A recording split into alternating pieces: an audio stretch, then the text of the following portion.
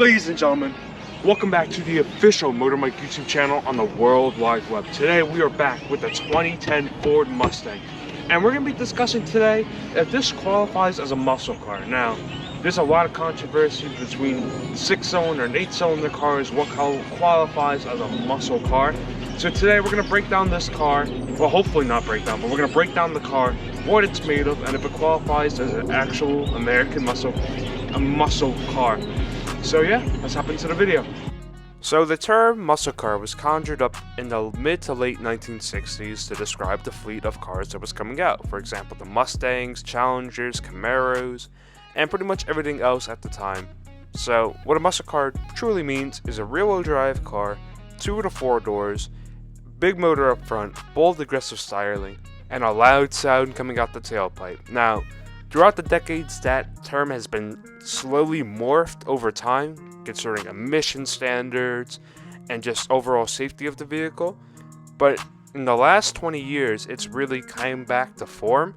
So now we have cars that are looking very similar to the counterparts of the past, and the muscle car terminology is pretty much back in play like it was back then. There's a lot less muscle cars on the road now, but based off the ones we have, is what we're going to be discussing in today's video, and how this V6 Mustang may or may not be a muscle car. I know the Mustang purists are going to hate me for the Shelby GT350 badge on the back of this car, but you know, that has some pedigree. That was off a real Shelby Mustang from back in the day. But the real controversy here with any V6 Mustang, Challenger, Charger, Camaro is that it doesn't have the power to back it up. Now, for my case, I'm gonna pop the hood. I'm gonna show you the goods of what I got underneath. In my case here, the 2010 Mustang V6 got the 4-liter V6 motor that Ford used in pretty much everything at the time. It's a reliable, dependable motor, but is it built for speed? Not entirely. Now, this brings the question, pop that down, on what's the point of having a car like this with a V6 motor? This car was made for the people that want the aesthetic of a muscle car, but not really pay the premium for the V8. So that leaves the main question. Who was this car built for? This car, this particular motor, was built for the people that wanted the look of a muscle car. Now, there's no denying that this is an aggressive looking car. Not a doubt in my mind about it. But the people that are claiming, oh, V6s aren't real muscle cars, performance-wise, I would have to say no. The V6 does not live up to the way the car looks, per se, and you expect a little bit more out of it. Newer V6s, however, from 2011 and up, the V6s are packing over 300 horsepower, which is good. A respectable number for this car, and it gives it a little more oomph.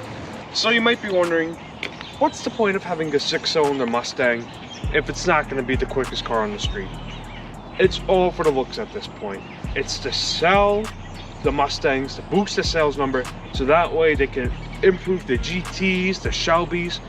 The V6s, I feel, give these big companies funding to advance the Mustang platform or whatever platform going forward. Unfortunately, the Camaro and the Challenger are being killed, and as much as I'm supposed to be a Ford purist all the way, it's sad to see the competition leave, because competition leads to improvements, leads to innovation, and without competition you get complacent.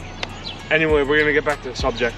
So the V6s are mainly built to sell cars, to boost production numbers, and just to be a little more affordable.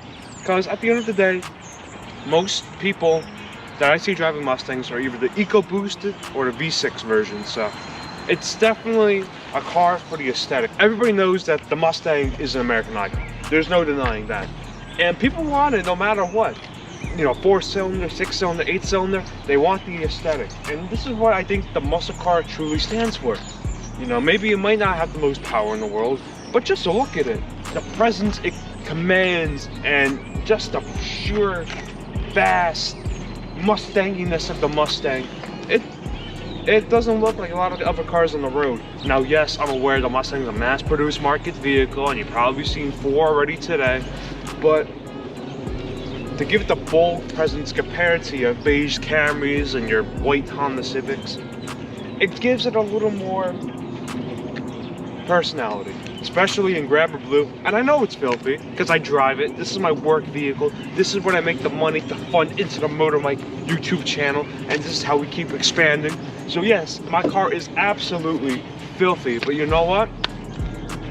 That dirt is representing of me actually putting miles on this car, driving it through snow, driving it whenever I can, because I truly love this Mustang. It's just the sheer presence of owning a Mustang, to be a part of American history, to have something that dates back all those years and continues to preserve itself, the culture, what it stands for.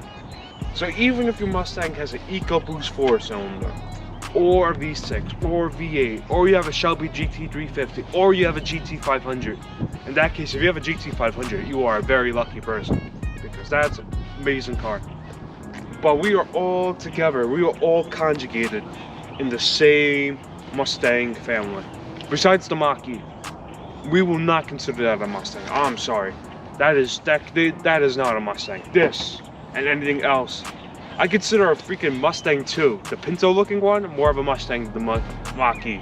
But you get a car like this to be a poser, kind of. Not really a poser. But you get a car like this mostly for the aesthetic. And if you want performance, you shell out a little extra money and you get the GT or, you know, Shelby. Most people though just want the aesthetic. They want to cruise around windows down and just enjoy life and have it a little more affordable. You know, because the more of a V6 that sells, the more money that can be put into GT development and production. And overall, it's a win-win. People that necessarily don't need the power for a GT or don't have the funds for a GT can still have a Mustang, and it looks, you know, 98% the same as a GT. And that way, you know, they can have their Mustang and they can also fund Ford's development to make a better Mustang GT. It's a win-win for everybody. I get to drive around in this poser mobile with my racing stripes down the side and my big GT 19-inch rims on there, and I can just have fun, and everybody thinks it's a cool car. So I ain't complaining, you know. The V6 is good enough for me. I'm growing into the sports cars still. I'm still getting used to having a rear-wheel drive car and just experiencing what it's like to own a sporty car. But if this video made any sense at all, you know, definitely like, subscribe, give me your opinion about it. Do you consider a V6 car to be a true muscle car, or is it like, oh, it doesn't have the performance to back it up? Personally, I think a muscle car is more based on styling. So if your car looks like this, if it looks like that, I consider it a muscle car. And I know that's going to cause a lot of controversy, but that's what Motor Mike's going to do. He's going to stir the pot a little, going to get you guys in the comment section all mad. But thank you so much for watching another official Motor Mike video on the World Wide Web. And we're going to leave you guys off with a little exhaust clip. So, thank you so much for watching, and I'll see you in the next video.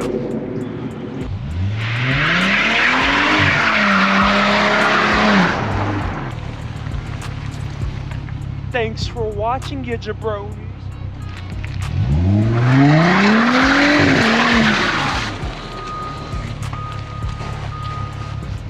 Time to get out of here. Whoop, whoop.